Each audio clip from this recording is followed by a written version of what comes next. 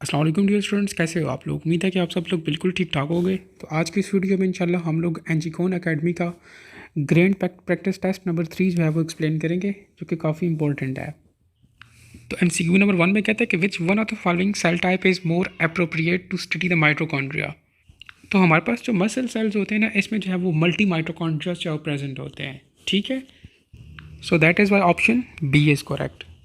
Second में कहता है कि लाइजोसोम्स आर फॉर्म्ड बाय। तो हमारे पास जो गोल्जी अपरेटस होता है या गोल्जी कॉम्प्लेक्स होता है, ये लाइजोसोम्स को जो है वो बनाता है। Option C is correct. Next third में कहता है कि fluidity of the plasma membrane is dependent upon. तो वो फॉस्फोलिपिड्स पर डिपेंड करती है प्लाज्मा मेम्ब्रेन की फ्लूइडिटी, क्योंकि हमारे पास वाटर और ये जो फॉस्फोलिपिड है ना, ये दोनों नॉन पोलर है। ठीक है, so that is why option A is correct. Next MCQ number 4 में कहते हैं कि true column of the chromosomes numbers in the garden pea, onion and tobacco. तो हमारे पास number of chromosome garden pea में कितने होते हैं? 14 होते हैं। ठीक है, उसने पेयर्स की बात नहीं की, उसने सिंपल क्रोमोसोम्स की बात की है। पेयर्स की बात करता तो फिर हम लोग 7 का कहते हैं। ठीक है, गार्डन पी में हमारे पास कितने होते हैं? 14 होते हैं। ऑनियन में जो है वो 16 होते हैं, और टोबैको में जो है वो 48 होते हैं। अगर आप लोग कॉलम को देखो तो हमारे पास ऑप्शन बी जो है वो करेक्ट बनता है। नेक्स्ट फिफ्थ में कहता है कि which one of the following is not the function of endoplasmic reticulum. तो एंडोप्लाज्मिक रेटिकुलम जो है वो मटेरियल को ट्रांसपोर्ट करवाती है। ठीक है, मैकेनिकल सपोर्ट भी प्रोवाइड करती है, लेकिन हमारे पास कंजुगेटेड मॉलिक्यूल की सिंथेसिस जो है वो एंडोप्लाज्मिक रेटिकुलम नहीं करवा रही होती। उसके लिए हमारे पास जो है वो गोल्जी अपरेटस जो है वो इन्वॉल्व होता है। ठीक है, कंजुगेटेड मॉलिक्यूल्स जो है वो गोल्जी अपरेटस बनाती है। So that is my option C is correct. Six में कहता है कि what is the percentage of carbohydrates in the mammal cells per total cell weight. तो हमारे पास मैमल्स में जो है वो कार्बोहाइड्रेट्स की परसेंटेज जो है वो 4 होती है, और बैक्टीरिया में जो है वो 3% होती है। ठीक है, option B is correct. Next seventh में कहता है कि सुक्रोज ऑन हाइड्रोलिसिस यील्ड। तो जब भी हम लोग सुक्रोज की हाइड्रोलिसिस करते हैं तो एज अ रिजल्ट हमारे पास जो है वो ग्लूकोज प्लस फ्रुक्टोज बनता है। Option B is correct. Next eighth में कहता है कि peptide bond is formed between. तो हमारे पास ये जो पेप्टाइड बॉन्ड है ना, ये कार्बोक्सिल ग्रुप और अमाइनो ग्रुप्स के दरमियान बनता है। ठीक है, हमारे पास ऑप्शन सी यहाँ पे करेक्ट है। लेकिन अगर ऑप्शन बी को देखें तो हमारे पास अब ये कार्बोनाइल ग्रुप और अमाइनो ग्रुप क्या है? ये बेसिकली फंक्शनल ग्रुप ही है ना अमाइनो एसिड्स के। तो इसलिए हमारे पास ऑप्शन बी भी यहाँ पे करेक्ट है। ठीक है, both B and C. Ninth में कहते हैं कि which is not true about the amino acids. तो हमारे पास ये जो अमाइनो एसिड्स होते हैं ना, इनके पास 2 फंक्शनल ग्रुप होते हैं। ठीक है, ऊपर वाले एमसीक्यू में हम लोगों ने बात की कार्बोनाइल एंड अमाइनो ग्रुप। कहते हैं कि दे show both acidic and basic character. ये बात भी बिल्कुल ठीक है। हमारे पास ये एम्फोटेरिक इन नेचर होते हैं। ऑप्शन सी में कहता है कि they are basic units of proteins. ये बात भी बिल्कुल ठीक है कि हमारे पास अमाइनो एसिड्स या ये प्रोटीन के बेसिक यूनिट्स हैं। ऑप्शन डी में कहता है कि they do not exist in the solid state. ये बात गलत है, हमारे पास ये सॉलिड स्टेट में एग्जिस्ट करते हैं।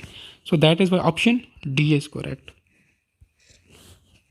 स्पेशली हमारे पास जो फाइब्रोस प्रोटीन्स होते हैं ना, ठीक है, वो सॉलिड्स इन नेचर होते हैं। नेक्स्ट 10 में कहता है कि each steroid is formed of a backbone of the 4 fused carbon rings containing dash carbon atoms. तो स्टेरॉइड में हमारे पास 4 रिंग्स होते हैं। ठीक है, और 17 कार्बन एटम्स होते हैं। Option A is correct.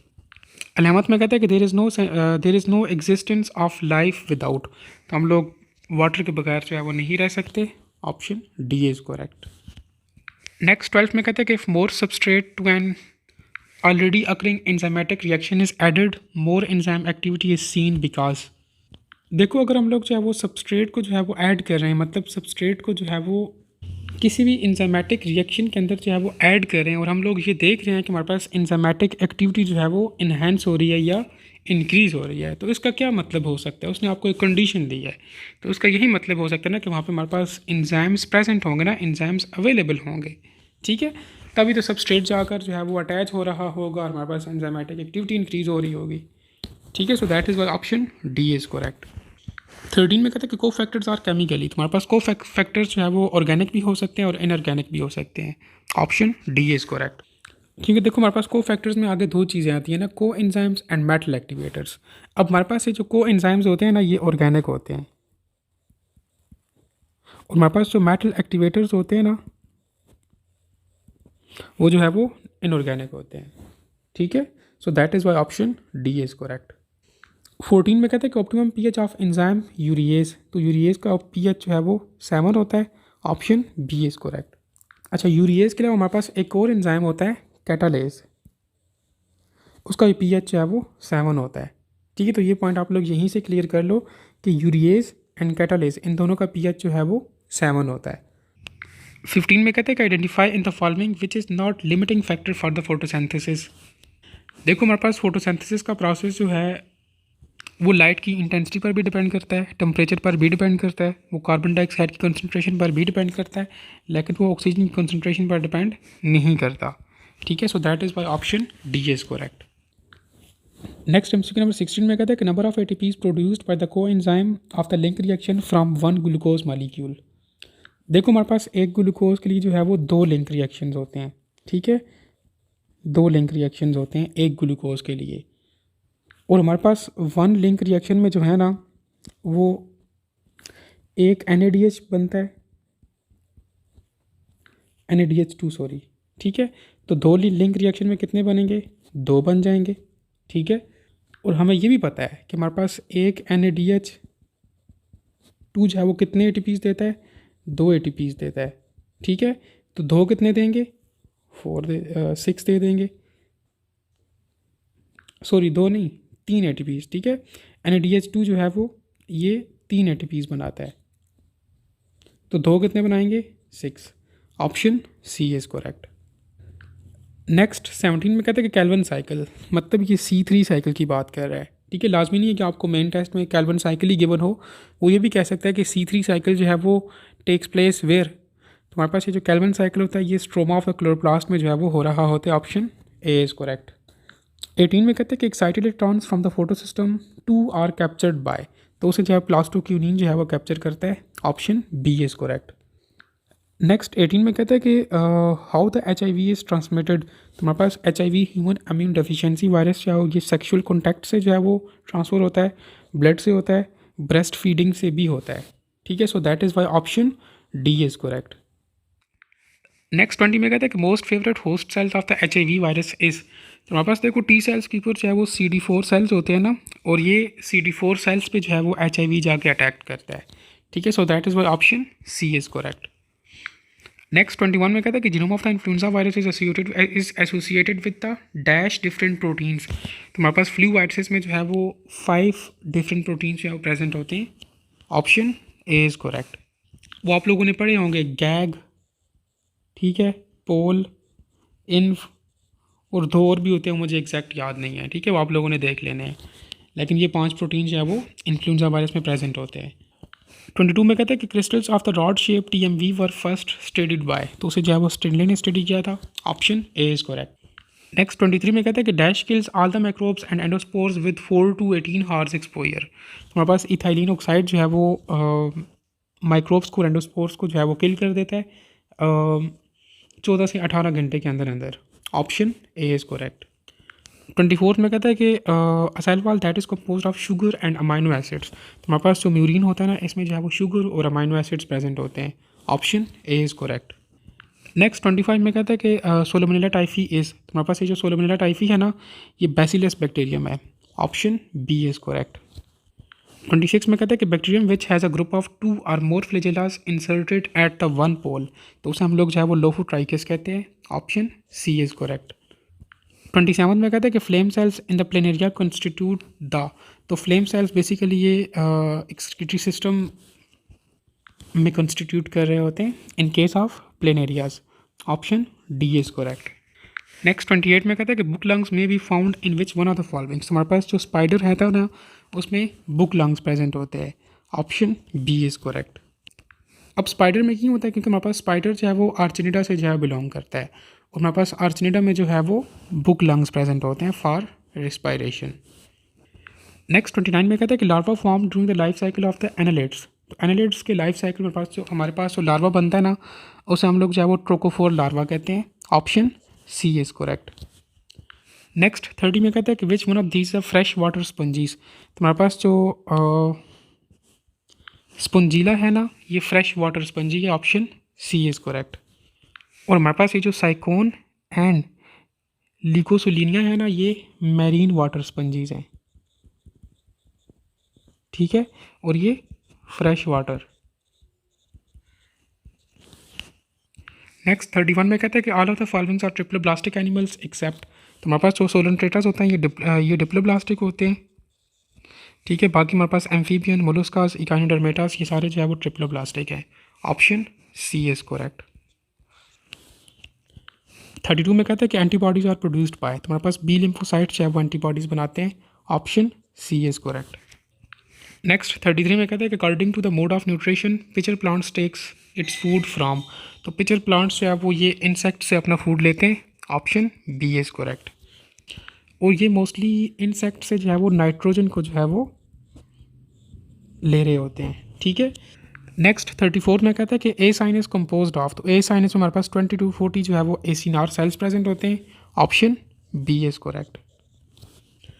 Next 35 में कहता है कि valve between the left ventricle and left auricle atrium.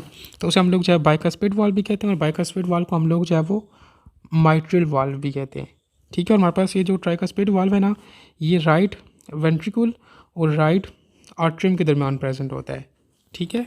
Option B is correct. Next 36 में कहता है कि cells that lowers the pH of the stomach. हमारे पास जो पैराइटल सेल्स होते हैं ना, ये बेसिकली क्या करते हैं कि HCl को जो है वो एक्सक्रीट करते हैं, और ये जो HCl है ये क्या करता है कि पीएच ऑफ स्टमक को जो है वो लो करता है, ठीक है, मतलब उसको एसिडिक बनाता है। Option D is correct. Next 37 में कहता है कि factors which affect the oxygen saturation of the haemoglobin. तो हमारे पास कार्बन डाइऑक्साइड भी इफेक्ट करता है, टेम्परेचर भी करता है, पीएच भी करता है, ठीक है। So that is why option D is correct, all of these. Next 38 में कहते हैं कि amount of oxygen carried by the red blood cells. तो रेड ब्लड सेल्स जो है वो 97% ऑक्सीजन को जो है वो कैरी करते हैं। Option D is correct. 39 में कहते हैं कि what is false regarding the haemoglobin. तो हीमोग्लोबिन हमारे पास ग्लोबुलर प्रोटीन्स होते हैं, ठीक है, ये रेड ब्लड सेल में प्रेजेंट होते हैं। इनके पास जो है वो आयरन में प्रेजेंट होता है, ठीक है, बल्कि ये आयरन कंटेन कर रहे होते हैं एज एन सेंट्रल एटम, ठीक है। और हमारे पास जो एक हीम है ना, वो 4 ऑक्सीजन मालिक्यूल्स को साथ जो है वो बाइंड करवाता है। So that is why option E is correct. ये सारे हमारे पास करेक्ट ऑप्शंस हैं, ठीक है, फॉल्स इसमें से कोई भी नहीं है। 40 में कहता है कि regions where the trachea divide into 2 bronchi. तो उसे हम लोग जो है वो कॉर्निया कहते हैं। Option D is correct. Next 41 में कहता है कि joints cavity is absent in. तो हमारे पास जॉइंट्स कैविटी जो है वो सिर्फ और सिर्फ सैनोवियल जॉइंट्स में प्रेजेंट होती है। ये फाइब्रस एंड कार्टिलेजिनियस जॉइंट्स में जो है वो एब्सेंट होती है। So that is why option D is correct. 42 में कहता है कि the organic proteins of the bone matrix is important in providing all except. तो हमारे पास बोन मैट्रिक्स में जो है वो ऑर्गेनिक प्रोटीन होता है, बेसिकली वो टेंसाइल स्ट्रेंथ प्रोवाइड करता है, वो रेजिस्ट करता है स्ट्रेचिंग को, फ्लेक्सिबिलिटी भी प्रोवाइड करता है, ठीक है, हार्डनेस नहीं देता। Option B is incorrect. Next 43 में कहता है कि dash maintain a stable difference in uptake and release of the minerals from and to the blood. तो हमारे पास जो ऑस्टियोसाइट्स होते हैं ये क्या करते हैं कि मेंटेन करते हैं uptake and release of the minerals, ठीक है, from and to the blood. Option D is correct. Next 44 में कहते हैं कि during muscle contractions dash disappear. तो हमारे पास एच जोन जो है वो डिसअपीयर हो जाता है। Option C is correct. Next 45 में कहते हैं कि sarcolemma is a membrane around. तो मसल फाइबर्स के गिर्द हमारे पास एक मेम्ब्रेन होती है जिसे हम लोग सार्कोलीमा कहते हैं। Option C is correct. Next 46 में कहता है कि grey matter of the spinal cord consist of. तो हमारे पास जो स्पाइनल कॉर्ड का ग्रे मैटर होता है उसमें सेल बॉडीज प्रेजेंट होती हैं, ठीक है। Option A is correct. 47 में कहता है कि pick a character of the polarised state of neurons. देखो जो न्यूरॉन की जो है वो पोलराइज्ड स्टेट होती है ना, उसमें जो है वो आउटसाइड जो है वो ज़्यादा पॉजिटिव होती है और इनसाइड जो है वो ज़्यादा नेगेटिव होती है, ठीक है। और उसमें हमारे पास चार्जेस की अनइक्वल डिस्ट्रीब्यूशन होती है। इसकी जो पोटेंशियल है वो -70 मिलीवाट्स होती है। So that is why option D is correct, all of these. Next 48 में कहते हैं कि condition of the excessive thirst due to the diabetes is called. तो एक्सेसिव थर्स्ट को जो है वो पोलीडिप्सिया कहते हैं, ठीक है। इसके अलावा एक्सेसिव यूरिन प्रोडक्शन उसको जो है वो हम लोग कहते हैं पोली यूरिया, और एक्सेसिव हंगर को कहते हैं पोलीफैगिया। और जब हमारे पास जो है वो एक्सेसिव ग्लूकोज इन यूरिन हो तो उसे हम लोग जो है वो ग्लाइकोसूरिया कहते हैं, ठीक है। और हमारे पास जो एक्सेसिव थर्स्ट है उसे हम लोग पॉलीडिप्सिया कहते हैं। नेक्स्ट 49 में कहता है कि exophthalmia is the classic symptom of. तो एक्सोपथेलमिया में ये होता है कि हमारे पास जो आई बाल्स होते हैं ना, ठीक है, वो इनलार्ज हो जाते हैं, ठीक है, स्वेल अप हो जाते हैं, और ये हाइपरथायराइडिज्म का जो है वो क्लासिक सिम्टम है। Option A is correct. 50 में कहता है कि increased secretion of the anti diuretic hormone is due to.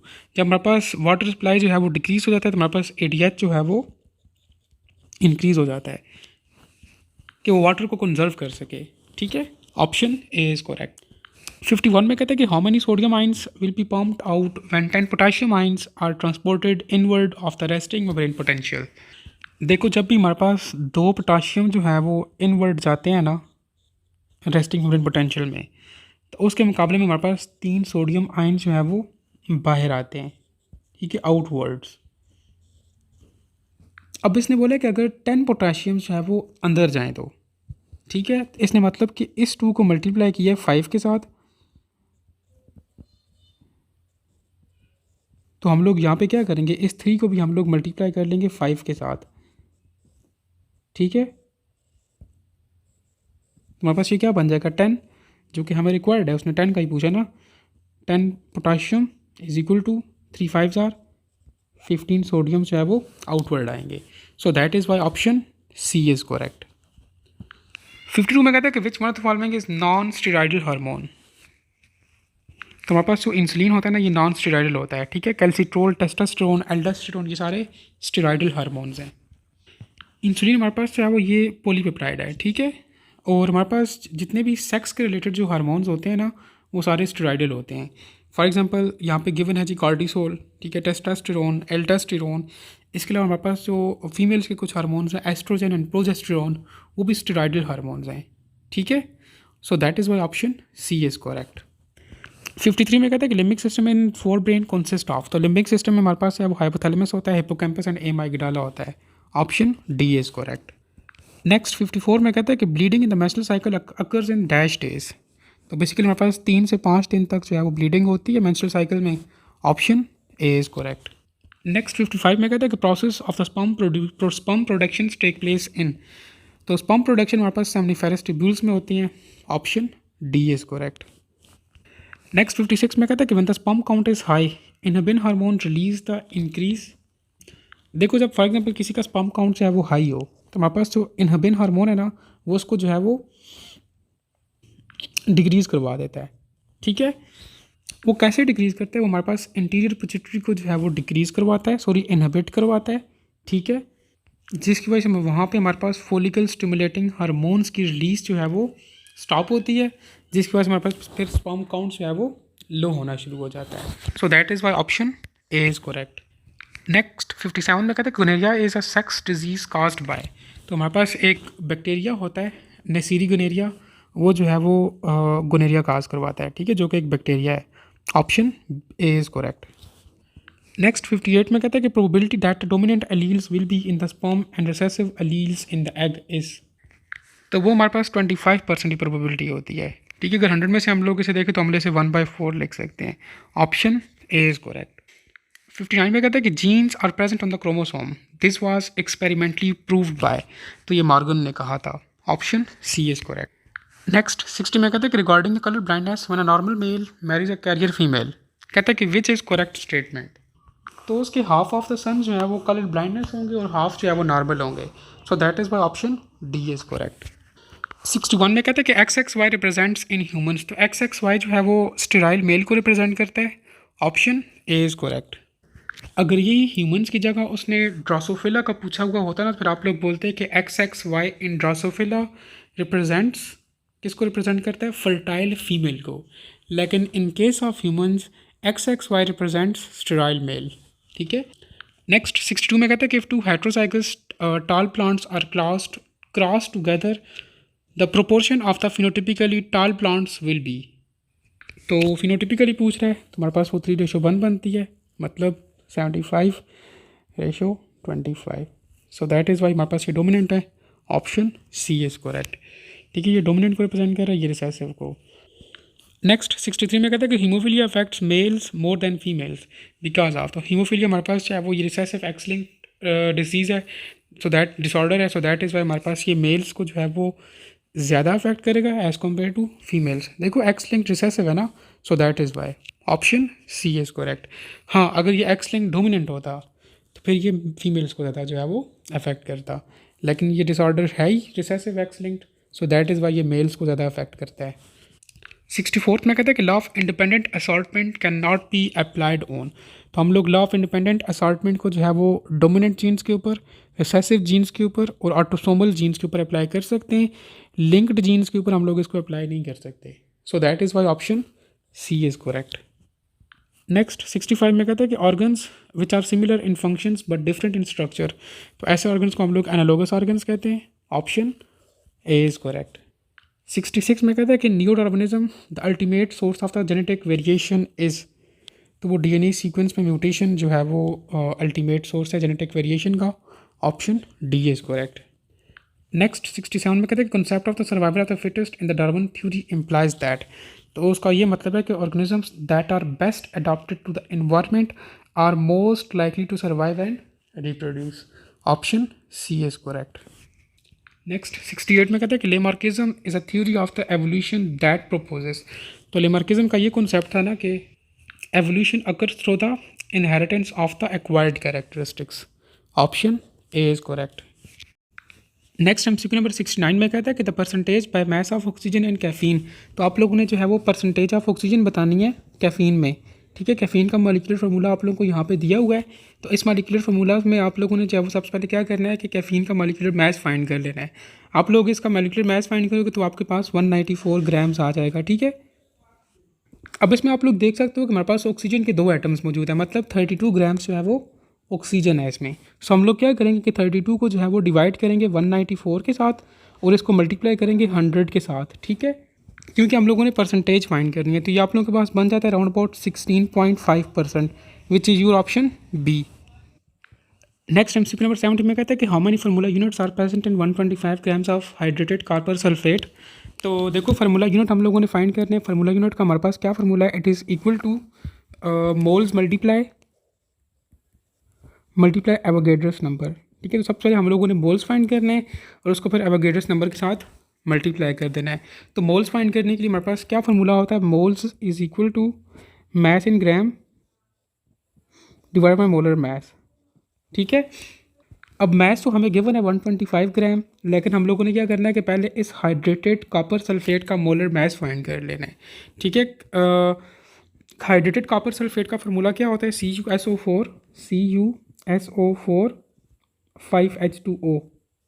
ठीक है, आप लोग इसका मोलर मास फाइंड करोगे तो ये आप लोगों के पास 250 ग्राम्स आ जाएगा। ठीक है, आप लोगों ने जस्ट सिंपल क्या करना है कि इस 125 को डिवाइड करना है 250 के साथ, तो ये आप लोगों के पास कितने मोल्स आ जाएंगे, 0.5 मोल्स।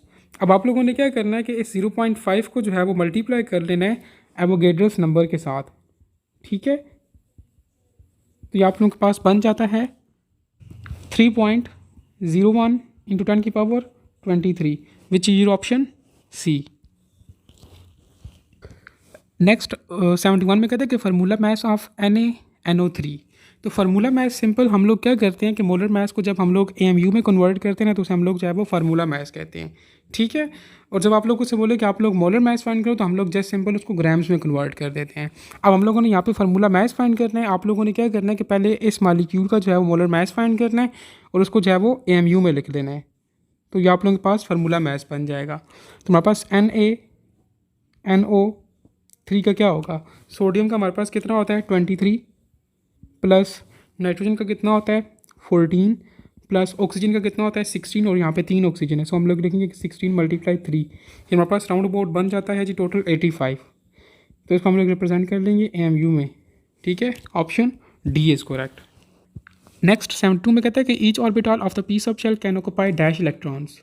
देखो हमारे पास जो पी शेल होता है ना, पी शेल में टोटल 6 इलेक्ट्रॉन्स होते हैं। ठीक है, और 3 ऑर्बिटल्स होते हैं। ठीक है, PX PY एंड PZ। ठीक है, फिर आगे से हर एक ऑर्बिटल जो है ना उसमें जो है वो 2 इलेक्ट्रॉन जो है वो एकोमोडेट होते हैं, option B is correct. Next 73 में कहता है कि distance between the third and fourth orbit of the hydrogen atom. तो हमारे पास थर्ड एटम के लिए जो है वो n की वैल्यू जो है वो 3 होगी, फोर्थ के लिए जो है वो n की वैल्यू जो है 4 होगी। ठीक है, हम लोगों ने डिस्टेंस फाइंड करना है इन दोनों के दरमियान। ठीक है, जस्ट आप लोगों ने क्या करना है कि 0.529 इंटू n2 का स्क्वायर माइनस n1 का स्क्वायर। इस केस में हमारे पास n2 जो है वो 4 है, 4 का स्क्वायर आ जाएगा माइनस 3 का स्क्वायर इंटू 0.529। तो ये आप लोगों के पास बनता है जी 16 माइनस 9 इंटू 0.529। फिर ये बनता है 0.529 इंटू 16 माइनस 5 करो तो आप लोगों के पास ये बनता है जी 7। ठीक है, आप लोग 0.529 को 7 के साथ मल्टीप्लाई करोगे तो ये आप लोगों के पास बन जाएगा 3.7 angstrom. Option D is correct. Next 74 में कहते हैं कि Lyman series lies in UV region. Option A is correct. Lyman UV में लाई करता है, बाल्मर विजिबल में लाई करता है, पेस्टन जो है वो नियर इंफ्रारेड लाई करता है, ब्रैकेट जो है वो मिड ऑफ द इंफ्रारेड लाई करता है, और जो पीफेंट है वो फार इंफ्रारेड लाई करता है। ठीक है, ये इंपॉर्टेंट है। नेक्स्ट 75 में कहते हैं कि which one of the following will be filled after 4s orbital. तो आप लोगों ने जो है वो आउबाउ प्रिंसिपल पढ़ा होगा, जिसे हम लोग n+l प्रिंसिपल भी कहते हैं। ठीक है, तो उसके मुताबिक हमारे पास जो है वो 4s के बाद जो है वो 3d जो है वो फिल होगा। अब यहाँ पे वो लंबा चौड़ा में वो फिगर बना नहीं सकता, वो आप लोगों ने एरो वाली डायग्राम जो है पढ़ी होगी, जो हम लोग इस तरह से बनाते हैं। ठीक है, तो ये उसके मुताबिक हम लोगों ने ये MCQ सॉल्व किया है। तो अगर आप लोगों को आता है तो वेल एंड गुड, अगर नहीं आता तो आप लोग वो बनाना सीख लो, बुक पे मैंशनड है। नेक्स्ट 76 में कहता है कि trigonal pyramidal molecule without any pi bond. तो हमारे पास ये जो ऑप्शन डी है PCl3, इसमें जो है वो 3 सिग्मा बॉन्ड्स होते हैं। ठीक है, पाई बॉन्ड नहीं है। Option D is correct. 77 में कहता है कि water has experimental dipole moment of 1.84 D by providing it's. देखो, अगर किसी मालिक्यूल की डायपोल वैल्यू जो है वो 0 होना तो वो मालिक्यूल की स्ट्रक्चर जो है वो लीनियर होता है। ठीक है, अब वाटर का जो है वो डायपोल मोमेंट 0 नहीं है, सो इससे हम लोग ये चीज़ प्रेडिक्ट करते हैं कि वाटर जो है वो एक नॉन लीनियर ज्योमेट्री जो है वो रखता है। Option C is correct. Next 78 में कहता है कि -173 सेंटीग्रेड इज इक्वल्स टू। तो देखो, हम लोग कैल्विन को जो है वो सेंटीग्रेड में कैसे कन्वर्ट करते हैं। Kelvin is equal to C+273। Just values को पुट करो आप। के इज़ इक्वल टू सेंटीग्रेड कितना है -173 प्लस 273, तो ये आप लोग के पास बन जाता है जी 100 के। वैल्यू हमारे पास देखो बड़ी साइन वाली यूज़ होगी, so that is why option C is correct. Next 79 में कहता है कि for a gas with the large sized molecule the value of the compressibility factor Z at low pressure. देखो, हमारे पास एक तो उसने कहा कि हमारे पास लार्ज साइज मॉलिक्यूल है, प्रेशर उसका जो है वो लो है। देखो, अगर लार्ज साइज मॉलिक्यूल है और प्रेशर लो है तो उसका मतलब है कि हमारे पास जो मॉलिक्यूल्स हैं ना, ये एक दूसरे के क्लोज हैं। ठीक है, स्ट्रॉन्ग इंटरमॉलिक्यूलर फोर्सेज होने की वजह से। ठीक है, तो अगर इंटरमॉलिक्यूलर फोर्सेज स्ट्रॉन्ग है, स्पेसिस कम है, तो दिस मीन्स दैट हमारे पास वॉल्यूम भी लोअर होगा। ठीक है, सो दैट इज़ हमारे पास जो कंप्रेसिबिलिटी फैक्टर Z है ना, वो <<1 होगा। Option C is correct. Next 80 में कहता है कि decrease pressure for a real gas P is given by. तो हमारे पास डिक्रीज प्रेशर के क्या रिलेशन होता है, P is equal to n²। ठीक है, n² A divide by V²। अब हमारे पास यहाँ पे नंबर ऑफ मोल्स नहीं गिवन, इसलिए हम लोग उसको 1 कंसिडर करेंगे। आप लोगों ने इस n की जगह 1 पुट करना है, so we can say that P is equal to A divide by V², which is your option B। 81 में कहता है कि the correct value of the general gas constant R। तो हमारे पास उसकी वैल्यू 8.314 न्यूटन मीटर पर मोल पर केल्विन है। Option B is correct. Next 82 में कहता है कि what will be the pH of NaOH solution with the concentration of 10⁻³ m। तो यहाँ पे उसने NaOH का लिखा हुआ है, इसलिए हम लोग POH को लेंगे। POH is equal to negative log of hydroxyl ions. ठीक है, तो हमारे पास गिवन क्या है जी 10⁻³ अगर इसको हम लोग पुट करेंगे यहाँ पे तो हमारे पास ये क्या बन जाएगा, माइनस ये वाला माइनस इंटू -3 लॉग ऑफ 10। ठीक है, ये हमारे पास बन जाएगा 3 लॉग ऑफ 10। लॉग ऑफ 10 जो है 1 की इक्वल होता है, तो पीछे हमारे पास 3 ही बच जाएगा। ठीक है, मतलब POH हमारे पास कितना आ गया, 3 आ गया। और हमें पता है कि PH plus POH is equal to 14। PH plus POH कितने, 3 is equal to 14। PH is equal to 14 minus 3, तो यहाँ आप लोगों के पास बनता है 11, which is your option C. Next 83 में कहते हैं correct order of the strength of intermolecular forces. तो इंटरमॉलिक्यूलर फोर्सेस जो है वो अगर हमारे पास ये जो गिवन चीज़ें हैं तो हाइड्रोजन बॉन्ड की सबसे ज़्यादा है, उसके बाद डायपोल डायपोल फोर्सेस की सबसे कम जो है वो लंदन डिस्पर्शन फोर्सेस में। सो that is why option D is correct. Next 84 में कहते हैं कि compound with lowest boiling point. देखो हमारे पास ये जो ऑप्शन ए बी और सी है ना, इसमें हमारे पास जो है वो लंदन डिस्पर्शन फोर्सेस प्रेजेंट हैं, ठीक है। जबकि हमारे पास ये जो ऑप्शन डी है ना, इसमें जो है वो डायपोल डायपोल फोर्सेस प्रेजेंट हैं। So that is why option D is correct. Next 85 में कहते हैं कि which one of the following has lowest vapour pressure at 20 degree centigrade. तो हमारे पास वाटर का जो है वो लोएस्ट वेपर प्रेशर होगा 20 डिग्री सेंटीग्रेड पे, क्योंकि इसमें स्ट्रॉन्ग इंटरमॉलिक्यूलर फोर्सेस प्रेजेंट हैं। So that is why option D is correct. Next 86 में कहता है कि ZnO and CdS are the isomorphic existing as. तो ये दोनों हमारे पास हेक्सागोनल क्रिस्टल्स हैं। Option C is correct. Next 87 में कहता है कि which crystal exists in triclinic form. तो हमारे पास ये जो K2Cr2O7 है ना, ये ट्राइक्लिनिक फॉर्म में जो है वो एग्जिस्ट करती है। ट्राइक्लिनिक फॉर्म ऐसी फॉर्म होती है जिसमें जो है वो 3 डिफरेंट इंक्लाइनिंग एक्सेस जो है वो मौजूद हो, ठीक है। Option C is correct. Next 88 में कहता है कि उसने आपको एक रिएक्शन दिया हुआ है, कहता है कि relationship between the KC and KP for this reaction is. हमारे पास रिलेशन क्या होता है KP एंड KC का, KP is equal to KC, इसके बाद हमारे पास इनटू RT की पावर डेल्टा N, ठीक है। अब डेल्टा N क्या होता है, delta N is equal to number of moles of products minus reactants. अब प्रोडक्ट्स के नंबर ऑफ मोल्स कितने हैं जी, 3 ये और एक ये, 4 हो गया, 4 माइनस रिएक्टेंट्स के कितने हैं 2, 4 माइनस 2 हमारे पास कितने बनते हैं जी 2। हम लोग इसको लिख सकते हैं KP is equal to KC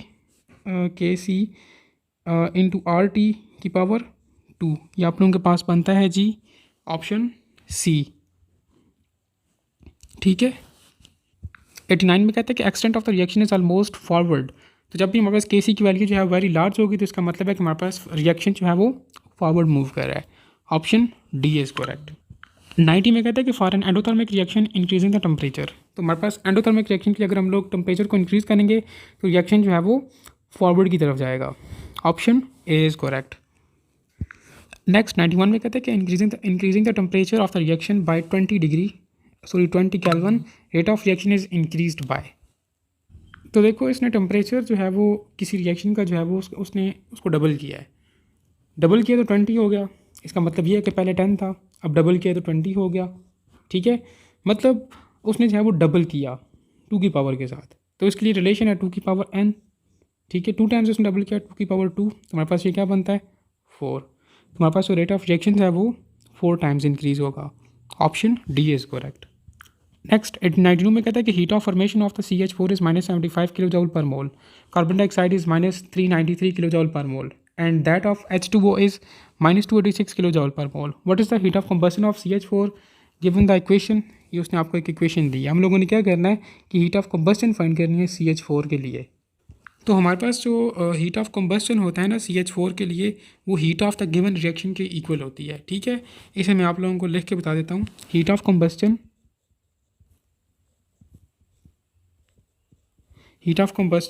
of CH4 is equal to heat of reaction, ठीक है। अब हीट ऑफ रिएक्शन किसकी इक्वल है, हीट ऑफ रिएक्शन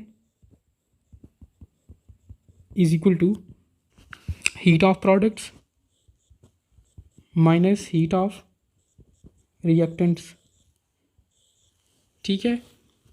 तो आप लोग क्या करो कि जस्ट यहाँ पे वैल्यूज़ पुट कर दो इक्वल टू। सबसे पहले हम लोग हीट ऑफ प्रोडक्ट्स को देखेंगे। प्रोडक्ट्स हमारे पास कौन कौन से हैं जी, कार्बन डाइऑक्साइड एंड वाटर है। कार्बन डाइऑक्साइड का यहाँ पे कितना है जी, ये है -393 उसके बाद हमारे पास क्या है जी +2 H2O। हम लोग देखो 2 वाटर 2 है ना, तो हम लोग लिखेंगे कि मल्टीप्लाई 2 नहीं 393 +2 मल्टीप्लाई। अब हमारे पास वाटर का कितना है, वाटर का है -286 ये आ गया। आप लोगों ने ये हमारे पास प्रोडक्ट्स के आ गए, ठीक है। इसको हम लोगों ने माइनस करना है हीट ऑफ रिएक्टेंट्स में से। अब रिएक्टेंट्स हमारे पास पहली क्या चीज़ है जी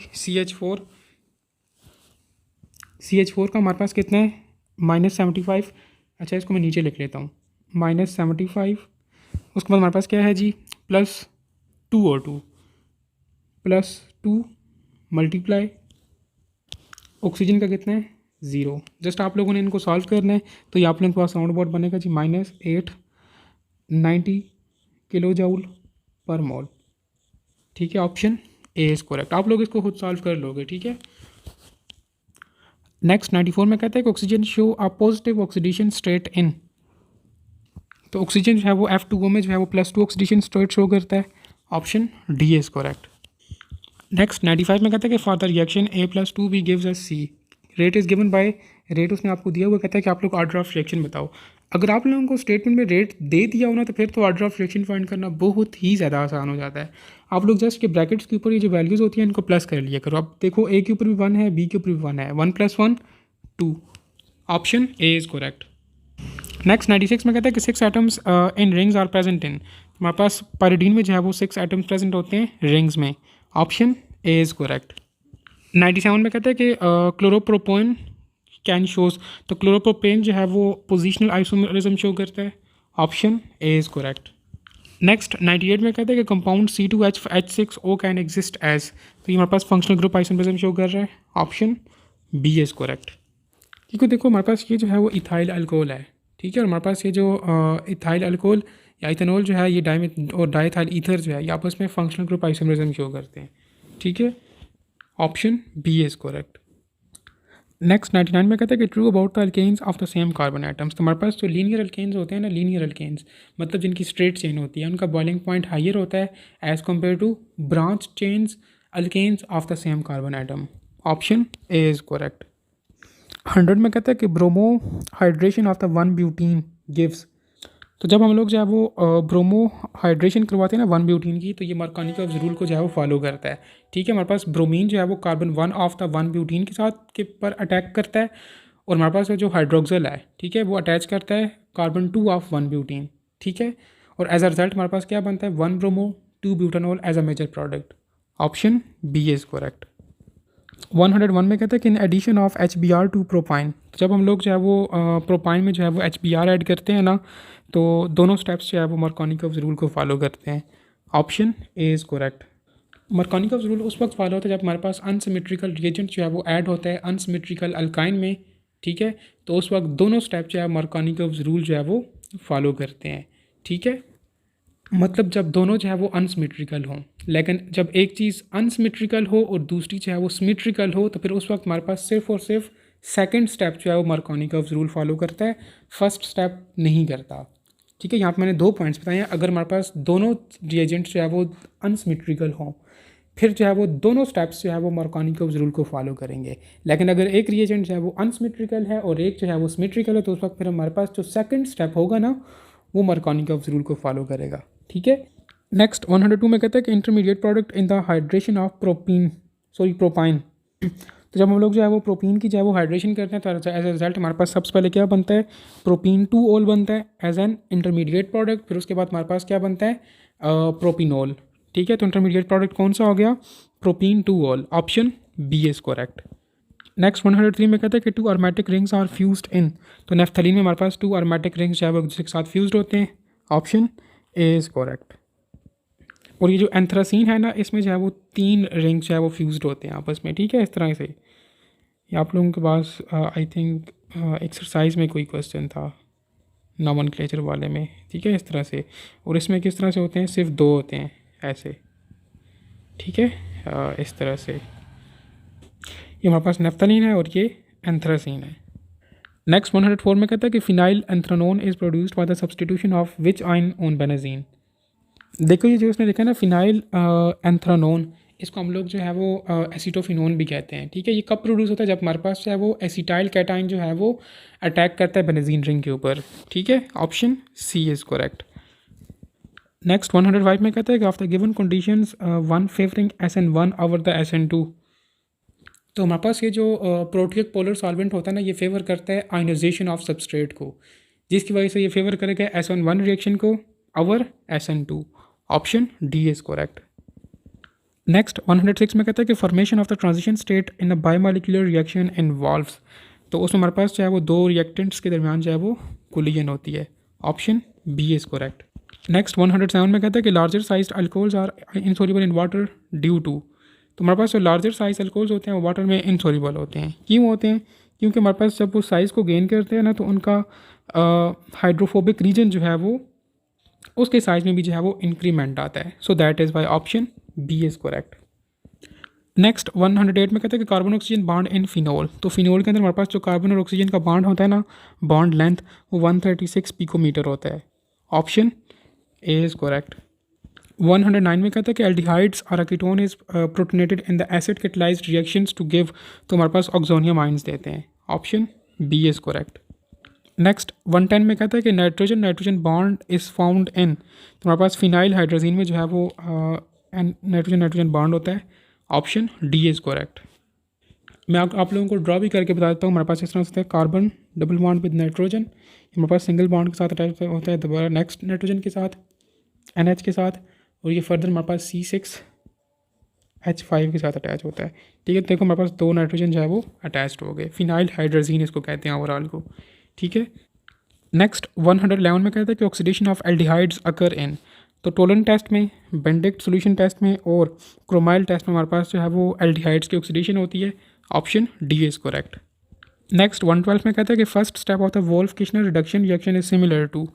तो देखो हमारे पास जो वोल्फ-किशनर रिडक्शन रिएक्शन है तो उसमें उसके फर्स्ट स्टेप में हमारे पास जो है वो हाइड्रोजोन बनता है, और जब हम लोग जो है वो एल्डिहाइड में हाइड्रोजीन को ऐड करते हैं ना तब भी हमारे पास जो है वो क्या बन रहा होता है? हाइड्रोजोन ही बन रहा होता है। So that is why option A is correct. Next 113 में कहता है कि फॉर्मामाइड इन आयुपैक इज़। तो मिथेनामाइड को हम लोग फॉर्मामाइड कहते हैं। Option D is correct. Next 114 में कहता है कि all the carboxylic acid derivatives can be converted back into corresponding acids bye. तो जब भी हम लोग हाइड्रोलिसिस करते हैं ना कार्बोक्सिलिक एसिड डेरिवेटिव्स की, तो वो दोबारा अपने करस्पॉन्डिंग एसिड्स में जो है वो कन्वर्ट हो जाते हैं। Option D is correct. Next 115 में कहता है कि amides are formed by reacting NH2 with. तो जब हम लोग NH2 को जो है वो कार्बोक्सिलिक एसिड के साथ रिएक्ट करते हैं तब भी हमारे पास अमाइड्स ही बन रहे होते हैं। ठीक है, जब हम लोग NH2 को जो है वो एसिड हैलाइड्स के साथ रिएक्ट करते हैं तब भी हमारे पास अमाइड्स ही बनते हैं, और जब हम लोग इसी NH2 को दोबारा जो है वो NH2 नहीं NH3 को दोबारा ईस्टर के साथ रिएक्ट करवाते हैं तब भी हमारे पास जो है वो अमाइड्स ही बनते हैं। So that is why option D is correct. Next 116 में कहता है कि Ti+3 हमारे पास ये जो है ना ये अब्जॉर्ब करता है येलो एंड ग्रीन लाइट को, और अपीयर होता है या रिफ्लेक्ट करता है पर्पश कलर को। Option A is correct. ये बुक की लाइन्स हैं, ठीक है, रटे वाली। नेक्स्ट उसने आपको जो है वो एक कॉम्प्लेक्स दिया हुआ है, कहता है कि ये किस तरह का कॉम्प्लेक्स है। तो हमारे पास ये स्केयर प्लानर कॉम्प्लेक्स है। ठीक है, option A is correct. Next 118 में कहता है कि कोबाल्ट की जो है वो इलेक्ट्रॉनिक कॉन्फ़िगरेशन बताओ। तो कोबाल्ट में हमारे पास एटॉमिक नंबर कितना होता है? उसका 27 होता है। ठीक है, और उसकी हम लोग जो कॉन्फ़िगरेशन होता है उसको किस तरह से रिप्रेजेंट करते हैं? 4s2 and 3d7, which is your option D. Next 119 में कहता है कि लार्जेस्ट साइज्ड आयन। तो हमारे पास ये जो पोटाशियम है ना इसका लेस पॉजिटिव चार्ज होता है, इसकी वजह से हमारे पास इसका जो साइज़ है ना वो क्या होगा? लार्जेस्ट होगा। और दूसरी चीज़ है कि हमारे पास पीरियड्स में ये जो है वो लो रीजन में लाया करता है। Option D is correct. Next 120 में कहता है कि polarisation power is greatest for. तो हमारे पास पोलराइजेशन पावर जो है वो उसका डायरेक्ट रिलेशन होता है चार्ज के साथ, और इन्वर्स रिलेशन होता है साइज़ के साथ। ठीक है, और हमारे पास ये जो mg है ना इसका चार्ज तो ग्रेटेस्ट होता है लेकिन साइज़ जो है वो उसका स्मॉलेस्ट होता है। ठीक है, so that is why option D is correct. ठीक है, पोलराइजेशन का क्या होता है? Polarisation is equal to charge divided by size, charge size. ठीक है, चार्ज के साथ डायरेक्ट रिलेशन और साइज़ के साथ inverse relation. Next MCQ number 121 में कहता है कि most acidic hydroxide is formed by. तो हमारे पास जो क्लोरीन का हाइड्रोक्साइड होता है ना वो होता है जी HClO4। ठीक है, तो थर्ड पीरियड में हमारे पास जो है वो क्लोरीन तक जो है वो एसिडिटी जो है वो इंक्रीज़ होती है। क्लोरीन बिल्कुल लास्ट पे होता है। ठीक है, मोस्ट एसिडिक हाइड्रोक्साइड जो है वो दे रहा होता है। Option D is correct. Next 122 में कहता है कि most resistant compound on decomposition to heat is. तो हमारे पास हीट डिकम्पोजिशन के लिए जो कंपाउंड सबसे ज़्यादा रेजिस्टेंस शो करता है ना, वो रुबीडियम का कार्बोनेट है। ठीक है, ऑप्शन ए इज़ करेक्ट। अब ऐसा क्यों है वो देख लेते हैं। देखो हमारे पास जो कार्बोनेट्स होते हैं ना, कार्बोनेट्स वो जो है वो डाउन द ग्रुप जो है वो थर्मली स्टेबल होते जाते हैं। ठीक है, मतलब डाउन द ग्रुप स्टेबिलिटी जो है वो उनकी इंक्रीज़ होती जाती है। कार्बोनेट्स की बात कर रहे हैं। ठीक है, क्योंकि हमारे पास कैटाइंस की जो पोलराइजेशन पावर होती है ना, ठीक है, वो डाउन द ग्रुप जो है वो क्या होती है, डिक्रीज़ होती है। ठीक है, जिसकी वजह से हमारे पास इफेक्ट ऑफ कार्बोनेट्स जो है वो डिक्रीज़ होती है एंड उनकी जो स्टेबिलिटी है वो इंक्रीज़ होती है। ठीक है, नेक्स्ट 123 में कहता है क्या rocket launched into the sky has its acceleration directed towards. तो देखो हमारे पास रॉकेट को जो है वो स्काई की डायरेक्शन में जो है वो लॉन्च किया गया है, तो उसकी एक्सेलरेशन भी जो है वो स्काई की तरफ होगी। Option A is correct. Next 124 में कहता है कि vertical component of the velocity of the projectile at the launched point is 17 metre पर सेकेंड। कहते हैं कि while its velocity at the top is 10 metre पर सेकेंड। कहते हैं कि at what angle was the projectile launched. तो हम लोगों ने जो है वो एंगल फाइंड करना है। ठीक है, तो इसके लिए हमारे पास एक रिलेशन है जी, V X is equal to V cos of theta. ठीक है, तो सबसे पहले हम लोग जो है वो वी को फाइंड करेंगे। ठीक है, तो वी के लिए हमारे पास क्या रिलेशन बन जाएगा, V is equal to under the root of V X का स्क्वायर प्लस वी वाई का स्क्वायर। ठीक है, अब वी एक्स हमारे पास कितना है जी 10 और वी वाई कितना है 17।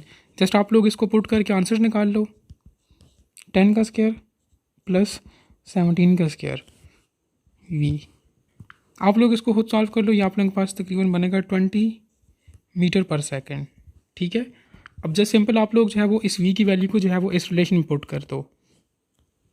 ये पहले अगर हम लोग इस रिलेशन को जो है वो अरेंज कर लें, क्योंकि हम लोगों ने थीटा फाइंड करना है, तो इस तरह से हम लोग लिख सकते हैं जी, V X divided by V is equal to cos of theta. ठीक है, या फिर हम लोग इसे इस तरह भी लिख सकते हैं कि theta is equal to cos inverse V X divided by V. ठीक है, अब वी एक्स हमारे पास चाहे वो 20 था, आप लोग पुट कर लो जी, कॉज इनवर्स 20 नहीं 10 इसकी बात कर रहे हैं। ठीक है, 10 डिवाइड बाई और वी कितना है, ये जो हम लोगों ने फाइंड किया है 20। ठीक है, is equal to theta, theta is equal to cos -1, ये कितना बनता है जी 0.5 एंड कॉज इनवर्स ऑफ 0.5 हमारे पास कितना बनता है 60 degree. So that is why option C is correct. Next 125 में कहता है कि massive body strikes a very light body at the rest with the velocity of 20 metre पर सेकेंड इलास्टिकली। कहते हैं कि after the collision the velocity of the lighter body will be. तो आप लोग एक चीज़ अपने जहन में हमेशा रख लो कि जब भी हमारे पास कोई मैसिव बॉडी जो है वो स्ट्राइक करती है ना किसी लाइटर बॉडी को, तो हमारे पास मैसिव बॉडी की जो वेलोसिटी है वो सेम रहेगी। ठीक है, लेकिन velocity of the lighter body जो है वो क्या होगी, वो 2 टाइम्स ज़्यादा होगी as compare to the velocity of the massive body.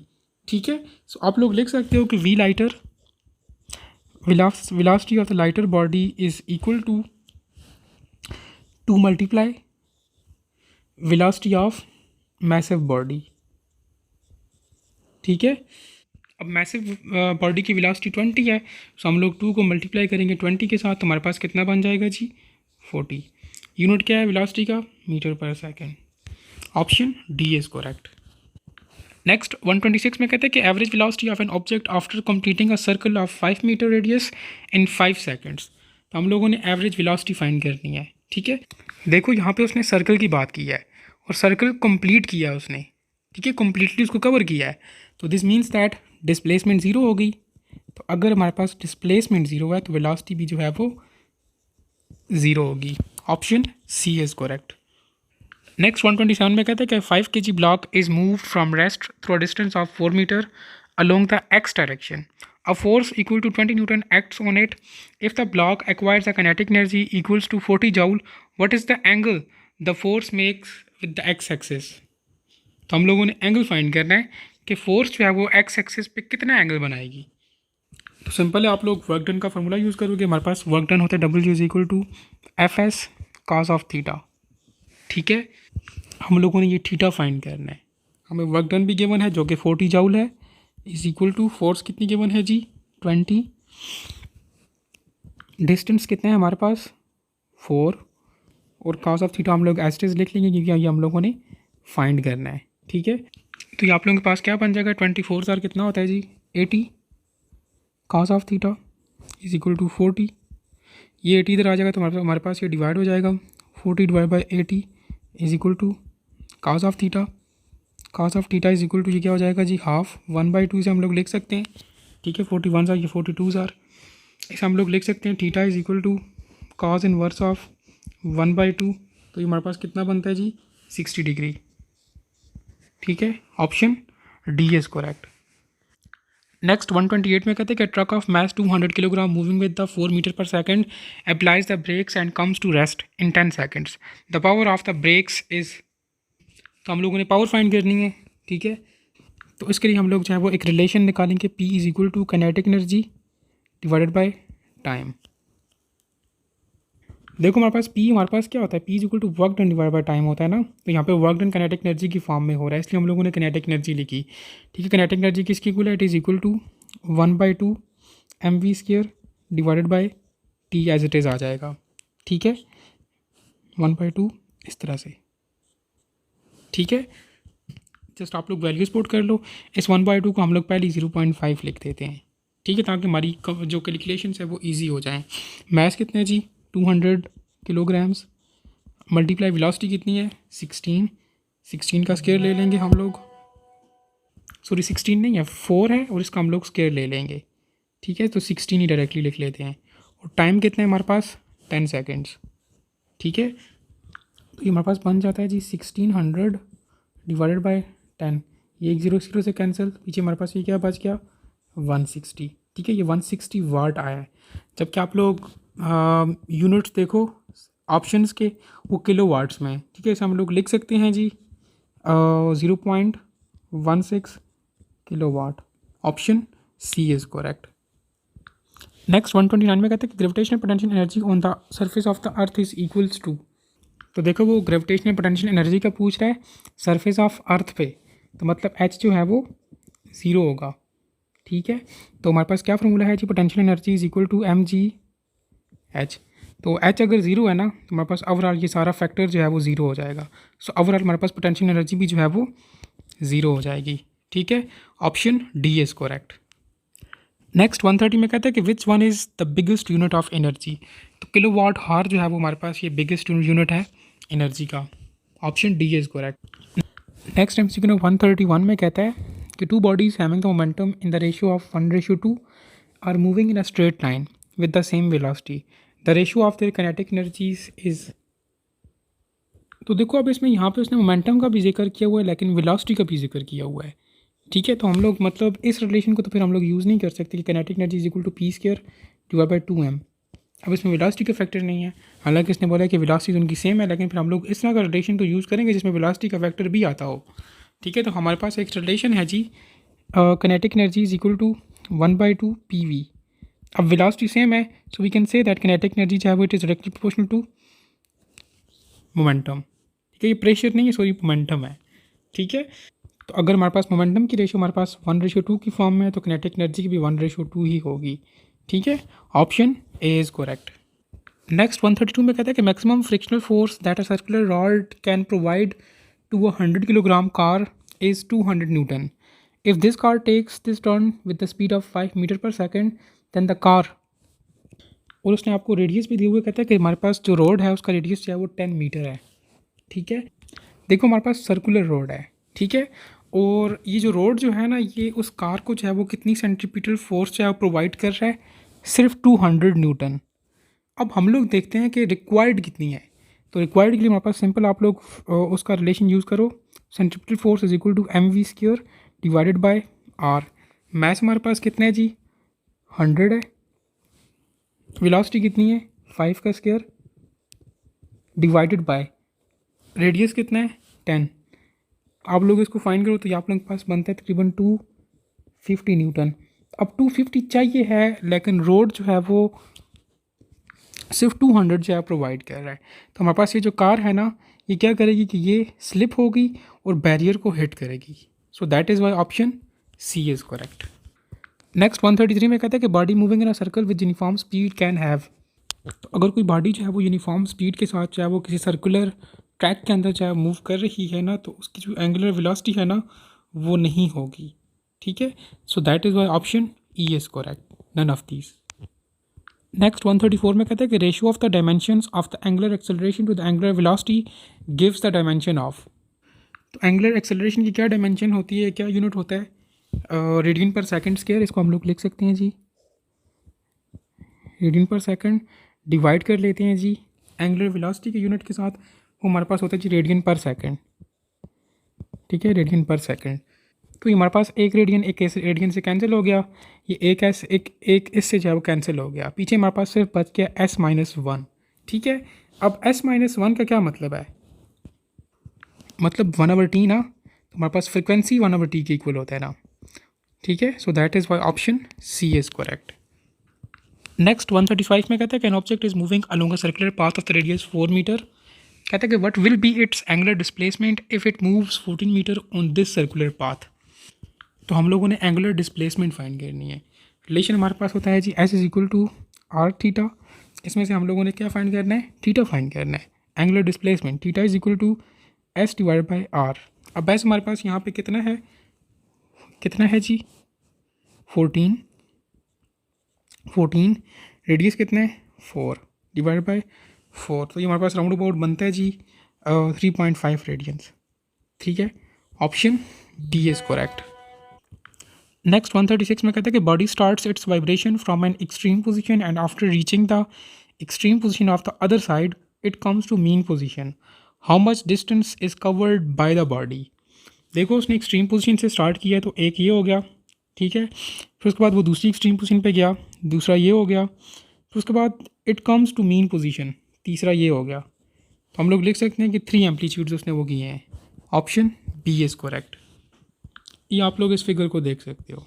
ठीक है, नेक्स्ट 137 में कहते हैं कि body completes 1 revolution in 2 seconds, what is it's angular frequency of the body. Angular frequency को हम लोग जो है वो ओमेगा से प्रेजेंट करते हैं। ओमेगा इज इक्वल टू किसकी इक्वल होता है? It is equal to 2 pi divided by T. अब टी हमारे पास यहाँ पे 2 सेकंड्स हैं, जस्ट आप लोग वैल्यूज़ को पुट करो। टी हमारे पास 2 है, हम लोग लिख सकते हैं 2 पाई डिवाइड बाई 2। ये 2 इस 2 से कैंसिल, पीछे हमारे पास बच जाता है जी पाई की क्या वैल्यू होती है? 3.14। Option C is correct. ठीक है, नेक्स्ट 138 में कहता है कि in standing waves the distance between nodes and anti nodes. तो हमारे पास स्टैंडिंग वेव्स में हमारे पास नोड्स और एंटी नोड्स के दरमियान जो डिस्टेंस होता है वो λ/4 होता है। Option B is correct. Next 140 में कहता है कि if the distance between the origin of the wave and the first amplitude formed is 2 centimetre. कहता है कि अगर हमारे पास ओरिजिन ऑफ वेव और फर्स्ट एम्पलीट्यूड जो कि वो वेव बनाती है उसके दरमियान डिस्टेंस जो है वो 2 सेंटीमीटर हो, तो कहता है कि आप लोग जो है वो उस वेव का जो है वो वेव लेंथ फाइंड करो। ठीक है, हम लोग पहले एक फिगर बना लेते हैं, उससे आपको जो है बड़ी आसानी से समझ आ जाएगा। ठीक है, अब ये एक वेव है। ठीक है, उसने आपको जो है वो यहाँ से यहाँ तक का जो डिस्टेंस है ना वो दिया हुआ है। ठीक है, ये कितना उसने दिया हुआ है? 2 सेंटीमीटर।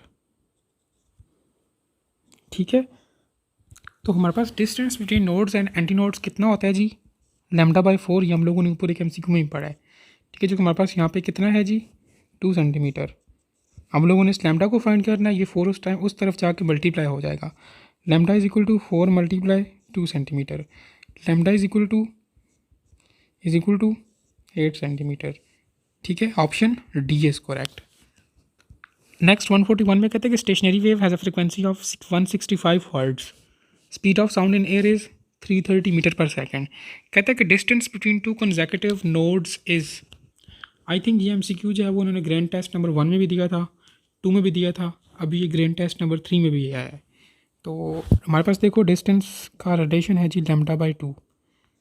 लैम्डा हमें गिवन नहीं है, सबसे पहले हम लोग लैम्डा फाइंड करेंगे। लैम्डा के लिए हमारे पास कौन सा रिलेशन यूज़ करेंगे, v is equal to F lambda. ठीक है, लैम्डा फाइंड करना है, lambda is equal to v by F.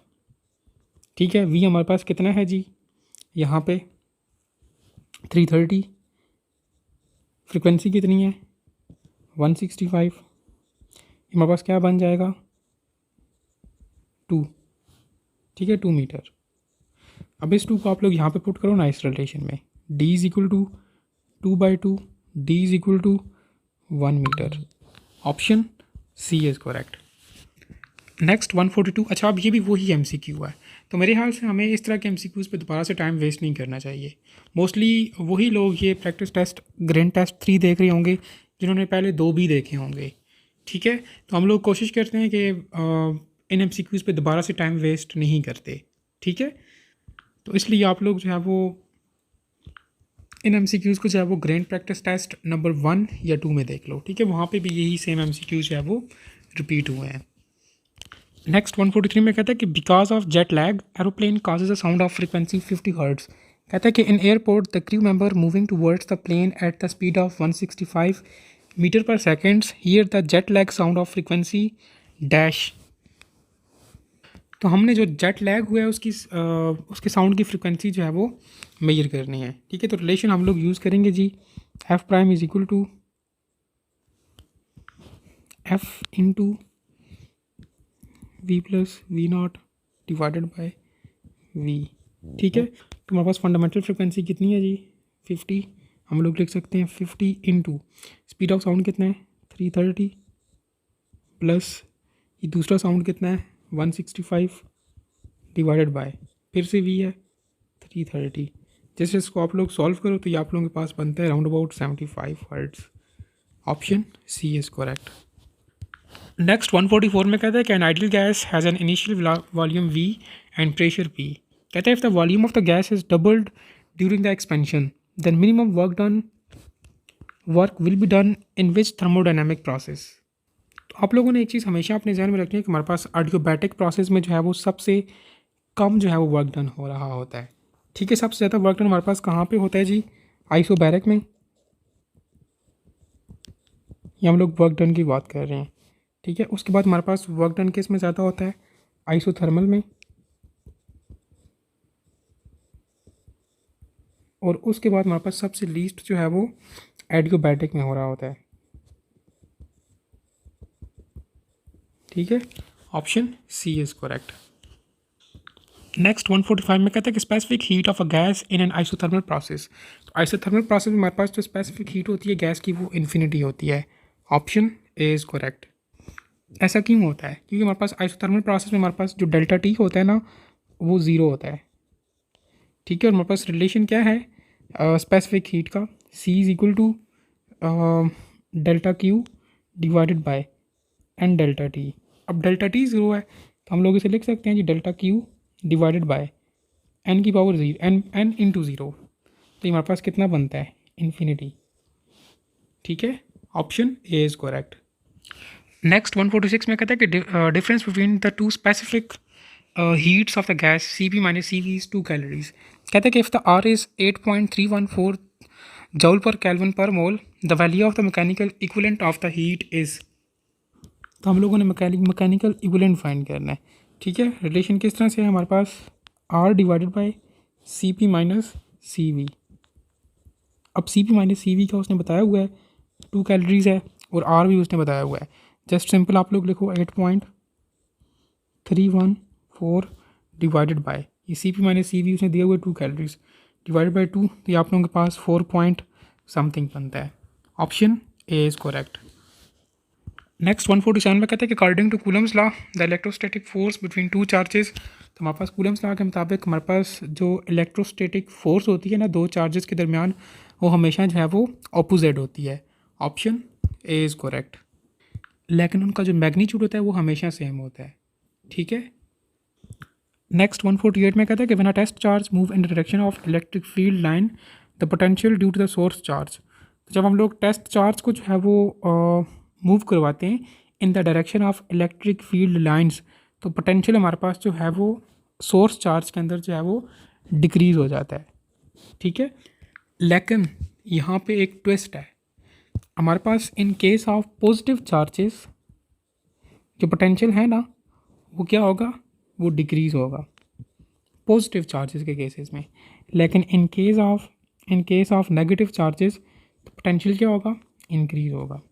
अगर स्टेटमेंट में कुछ मेंशन नहीं है तो आप लोग पॉजिटिव चार्ज को कंसिडर करोगे। ठीक है, हम लोगों ने इसीलिए बोला कि हमारे पास जो पोटेंशियल है सोर्स चार्ज का वो डिक्रीज़ होगा। ठीक है, नेक्स्ट 149 में कहते हैं कि net charge on a parallel plate capacitor. तो पैरेलल प्लेट कैपेसिटर्स के ऊपर हमारे पास जो नेट चार्ज है वो ज़ीरो होता है। Option D is correct.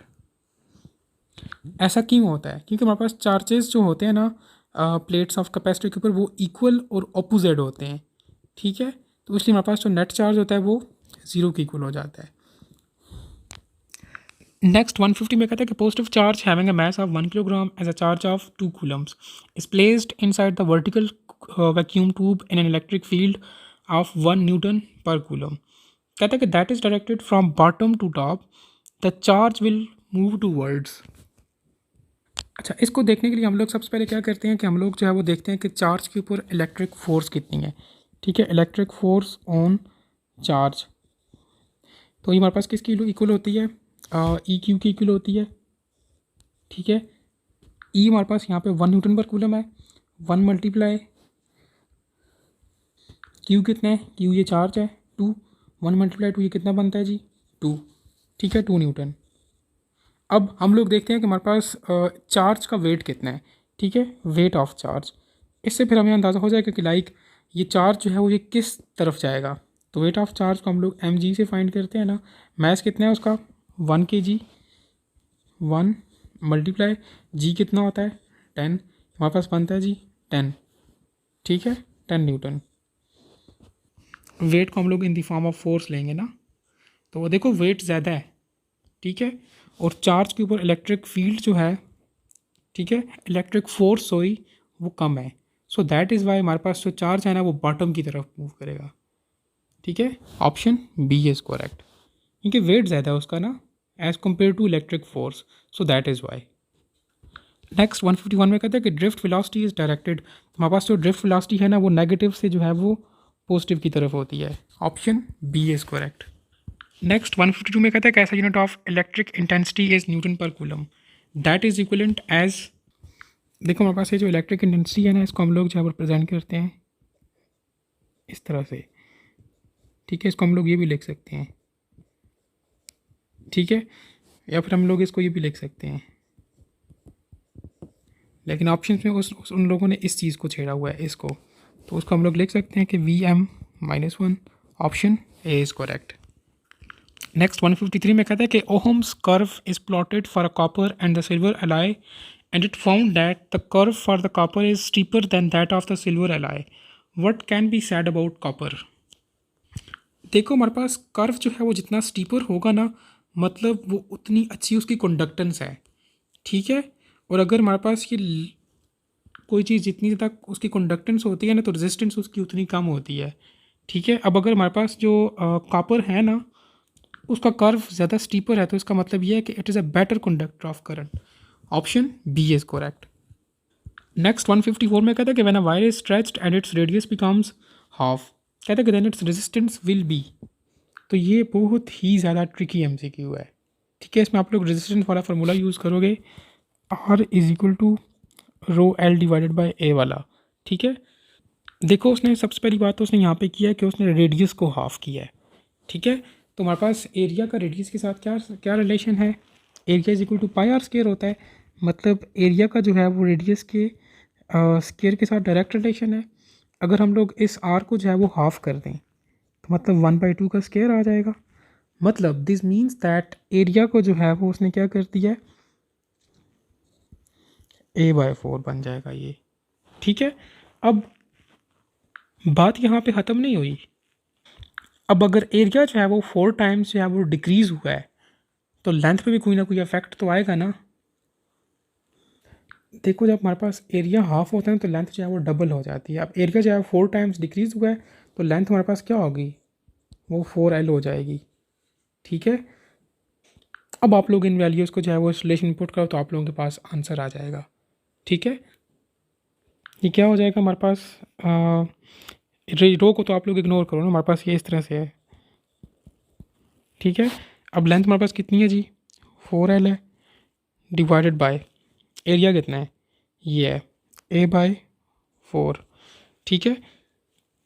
अब ये हमारे पास ऊपर चला जाएगा, ये 4 इससे मल्टीप्लाई हो जाएगा, 4 × 4 हमारे पास ये कितना बन जाता है जी, 16। तो हमारे पास जो रेजिस्टेंस है ना वो 16 टाइम्स इंक्रीज होगी।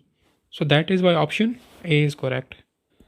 नेक्स्ट 155 में कहते हैं कि expression for the coefficient of the resistance is, तो हमारे पास ये जो ऑप्शन ए एंड सी है ना, ये दोनों सेम रिलेशंस हैं, ठीक है। So that is why option D is correct. ये दोनों हमारे पास जो है वो कोफिशिएंट ऑफ रेजिस्टेंस को शो कर रहे हैं, ठीक है। Option D is correct.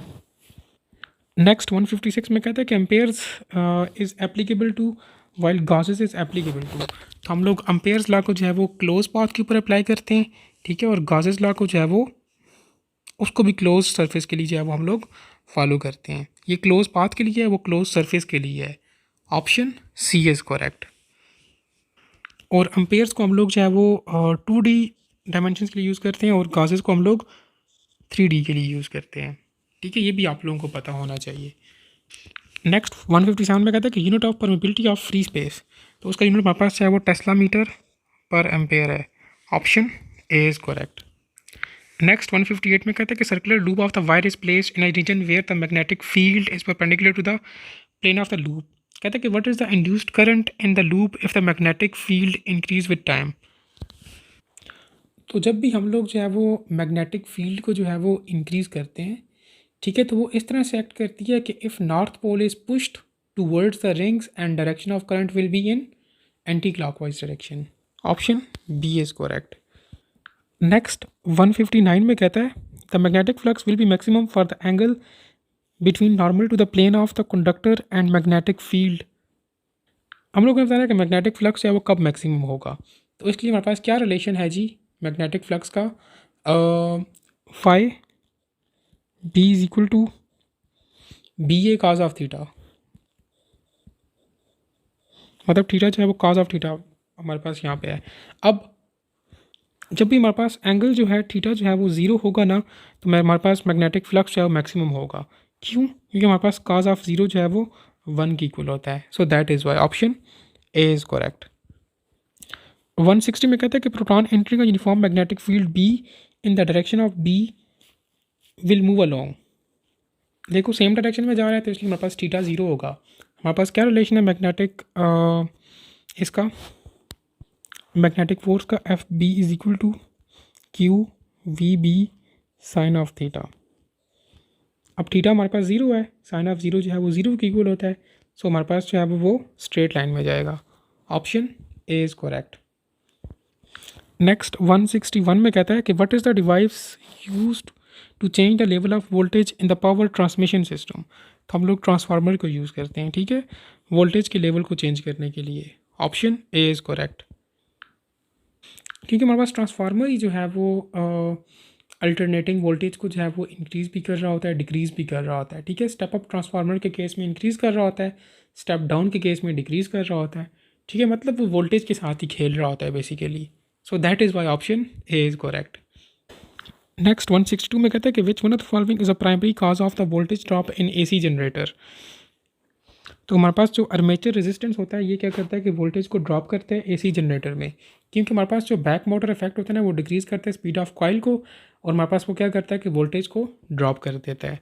Option C is correct. Next 163 में कहता है कि magnitude of both charges is doubled and distance between them is halved then the electric force become. तो सिंपल आप लोग वो कूलम्स लॉ को यूज़ करो, F is equal to K Q1 Q2 by are square, ठीक है। देखो हमारे पास दोनों चार्जेस को उसने इंक्रीज़ किया है, बोथ चार्जेस को हम लोग लिख सकते हैं जी 2 × 2, और डिस्टेंस को उसने क्या किया है कि डिस्टेंस को उसने हाफ कर दिया है। इसका हम लोग लिख सकते हैं 1/2 का स्क्वायर। हमारे पास ये ऊपर क्या बन जाएगा जी 4 डिवाइडेड बाय 1/4, ये ऊपर चला जाएगा 4 × 4 इक्वल टू 16। तो हमारे पास जो फोर्स होगी ना इलेक्ट्रिक फोर्स वो 16 टाइम्स इंक्रीज़ होगी। Option A is correct, sorry option C is correct, not A. Next 164 में कहता है कि rectifier circuit most commonly used for the high power applications. तो हाई पावर एप्लीकेशंस के लिए हम लोग जो है वो कौन सा रेक्टिफायर यूज़ करते हैं? Bridge rectifier circuit. Option D is correct. और आपको एक चीज़ ये भी पता हो कि हम लोग लो पावर एप्लीकेशंस के लिए कौन सा रेक्टिफायर यूज़ करते हैं? उसके लिए हम लोग जो है वो सेंटर टेप रेक्टिफायर यूज़ करते हैं। किसके लिए यूज़ करते हैं? For low power applications.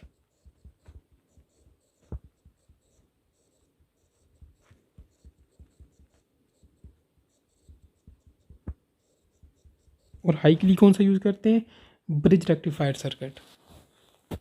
Next 165 में कहता है कि फॉर अ हाफ वेव और full wave rectifier the peak inverse voltage of a rectifier is always. तो हमारे पास वो इनपुट वोल्टेज से हमेशा जो है वो ग्रेटर होता है। Option A is correct. Next 166 में कहता है कि velocity of sound in vacuum at 0 degree centigrade. तो वैक्यूम में जो है वो कोई मीडियम नहीं होता, इसलिए वहाँ पर हमारे पास जो वेलोसिटी होती है, स्पीड होती है साउंड की, वो ज़ीरो होती है brother. Option D is correct. 167 में कहते हैं कि of the following figure shows the quark model for which सब एटॉमिक पार्टिकल। अच्छा, ये फिगर वाला क्वेश्चन है, इसको मैं स्किप कर रहा हूँ क्योंकि आपका जो एमडी कैट टेस्ट होता है उसमें फिगर वाले एमसीक्यूज़ नहीं आते। ठीक है, वैसे आप लोग ये क्वार्क्स को और इन चीज़ों को जो है वो लाजमी देखो, इसमें से एक आध एमसीक्यूज़ जो है वो लाजमी आता है। ठीक है, ये चैप्टर नंबर 20 न्यूक्लियर फिज़िक्स के बिल्कुल लास्ट पेजेस में एक दो पेजेस हैं आखिरी, तो वो काफ़ी इंपॉर्टेंट है, वहाँ से एक कदम एमसीक्यू लाजमी आता है। नेक्स्ट 168 में कहता है कि mean life of a non radioactive element, तो वो इनफाइनाइट होती है। Option A is correct. Next 170 में कहता है कि in electromagnetic induction the induced EMF in a coil is independent of. तो हमारे पास किसी भी इलेक्ट्रोमैग्नेटिक इंडक्शन में जो इंड्यूस्ड ईएमएफ होती है ना किसी भी कॉइल की, तो वो एक तो टाइम पे डिपेंड करती है, ठीक है, चेंज इन फ्लक्स पे भी डिपेंड करती है, लेकिन वो रेजिस्टेंस ऑफ कॉइल पे जो है वो डिपेंड नहीं करती। ठीक है, क्योंकि आप लोगों ने जो है वो उसका रिलेशन पढ़ा होगा, it is equal to N delta phi by delta T. ठीक है, ये चेंज इन फ्लक्स आ गया, ये टाइम आ गया, ठीक है, रेजिस्टेंस का यहाँ पे कोई जिक्र नहीं है, so that is why option A is correct. 171 में कहता है कि Lenz law in electromagnetic induction is the direct consequences of principle of law of conservation of energy. Option B is correct. 172 में कहते हैं कि which one of the following series has the highest frequency. तो 11 series की जो है वो सबसे हाईएस्ट फ्रिक्वेंसी होती है। Option A is correct. इसकी हाईएस्ट फ्रिक्वेंसी क्यों होती है? क्योंकि इसकी जो वेवलेंथ है वो सबसे शॉर्टेस्ट होती है। ठीक है, सो दैट इज़ वाई इसकी फ्रिक्वेंसी हाईएस्ट होती है। नेक्स्ट 173। अच्छा, ये एमसीक्यू भी हम लोगों ने पिछले किसी टेस्ट में सॉल्व किया था, अब पता नहीं ग्रैंड प्रैक्टिस टेस्ट नंबर 1 था या 2 था, तो उम्मीद है कि ये आप लोगों को आता होगा। अगर नहीं आता तो आप लोग इस रिलेशन को यूज़ करके इसको सॉल्व कर सकते हो। 1/λ is equal to R H into 1/p का स्क्वायर माइनस 1/n का स्क्वायर। p की वैल्यू आप लोग 3 पुट करो और n की जो है वो इन्फिनिटी पुट करो, तो आप लोगों के पास ये आ जाएगा। ठीक है, मैंने उस वक्त भी आपसे कहा था कि आप लोगों ने 1 2 3 4 ये सारी वैल्यूज़ पुट करके देखनी है कि किसके साथ ये मैच कर रहा है, फिर उसके बाद ये सीरीज़ आपको सीक्वेंस में याद हो। अगर आपने 1 के साथ किया था, ये आया, तो आपका मतलब वो लेमन सीरीज़ होगी। दूसरी हमारे पास लेमन बाल्मर होती है, बाल्मर के बाद तीसरी पेस्टन होती है। ठीक है, तो इस तरह से आपको ये सीरीज़ की सीक्वेंस याद होगी तो आप लोग ये ईज़िली अपने आंसर तक पहुंच सकोगे, अदरवाइज़ जो है आप लोग अपना आंसर गैस नहीं कर सकोगे। 174 में कहता है कि graph of frequency of the photon versus kinetic energy का था फोटो इलेक्ट्रॉन्स इज़। तो हमारे पास इनका जो ग्राफ है वो इस तरह से होता है, यहाँ पे इस एक्सेस पे जो है वो फ्रिक्वेंसी है और एक एक्सेस पे हमारे पास काइनेटिक एनर्जी है। ठीक है, वो जो ग्राफ जो है वो बिल्कुल स्टार्ट से स्टार्ट नहीं होता, ये यहाँ से स्टार्ट होता है। ठीक है, straight line not passing through the origin. Option B is correct. ये ग्राफ आप लोग बुक से भी देख सकते हो। ठीक है, नेक्स्ट 175 में कहता है कि in Compton scattering from stationary electrons the largest change in the wavelength occurs when the photon is scattered through. तो जब हम लोग जो है फोटॉन को जो है 180 डिग्री से जो है वो स्कैटर्ड करेंगे तो हमारे पास जो है वो वेवलेंथ में जो है वो लार्जेस्ट चेंज आएगा। ठीक है, ऑप्शन डी इज़ करेक्ट। तो कॉम्पोनेंट शिफ्ट का हमारे पास किस तरह से रिलेशन है जी, और delta lambda is equal to H divided by M not C into one minus cos of theta. ठीक है, अब अगर हम लोग कॉज ऑफ थीटा जो है वो पुट करें 180, ठीक है, फॉर एग्जांपल हमारे पास कितना होता है कॉज ऑफ 180 -1 के इक्वल होता है। अब आप लोग यहाँ पे ऊपर इसको -1 पुट कर लो ना, आप लोग देख लो कि क्या बनता है।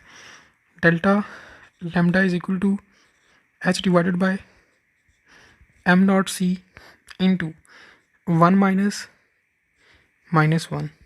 काज ऑफ थीटा की जगह हम लोगों ने क्या पुट किया 180 काज ऑफ 180 कितना होता है -1। हमारे पास क्या बन जाएगा delta H is equal to delta lambda is equal to H divide by M not C into ये क्या बनता है जी 1+1, इसको हम लोग 2 लिख सकते हैं। Delta lambda is equal to H divide by M not C into 2, या इसको फिर हम लोग लिख सकते हैं delta lambda is equal to 2h divided by M not C. देखो हम लोगों ने थीटा 180 पुट किया ना, तो हमारे पास जो है वेवलेंथ में जो है वो क्या आया, लार्जेस्ट चेंज आया। सो दैट इज़ वाई हमने बोला कि option D is correct. Next 176 में कहता है कि if the difference between two electronics shell energy level is in an atom is 6.6 electron volt. कहता है कि what is the frequency of the emitted light. तो हम लोगों ने फ्रिक्वेंसी फाइंड करनी है। ठीक है, एक रिलेशन है हमारे पास E is equal to H F. ठीक है, E हमारे पास गिवन है, H कांस्टेंट है, F हम लोगों ने फाइंड करना है। F को हम लोग सेपरेट कर लेंगे, F is equal to E divided by H। Just values को पुट करो। E हमारे पास क्या है जी 6.6 इलेक्ट्रॉन वोल्ट, लेकिन हम लोग इसको लिखेंगे 6.6 और electron mass of electron put कर लेंगे। ठीक है, 6.6 मल्टीप्लाई 1.6 मल्टीप्लाई 10 की पावर कितना है -19 डिवाइडेड बाय H की कितना होता है, H की वैल्यू होती है जी 6.67 इंटू 10 की पावर -34। ठीक है, अगर हम लोग जो है वो इसको इससे कैंसिल कर दें, ठीक है, तो पीछे हमारे पास क्या बन जाएगा 1.6 इंटू 10 की पावर -19 डिवाइडेड बाय 10 की पावर -34। इसे हम लोग लिख सकते हैं जी 1.6 इंटू 10 की पावर -19 प्लस 34। ठीक है, तो ये हमारे पास बन जाएगा 1.6 मल्टीप्लाई 10 की power +15 which is your option A. ठीक है, तो ये था आप लोगों के पास ग्रेंड प्रैक्टिस टेस्ट नंबर 3 एनजीकॉन एकेडमी का। उम्मीद है कि आप लोगों ने काफ़ी कुछ सीखा होगा। Thank you.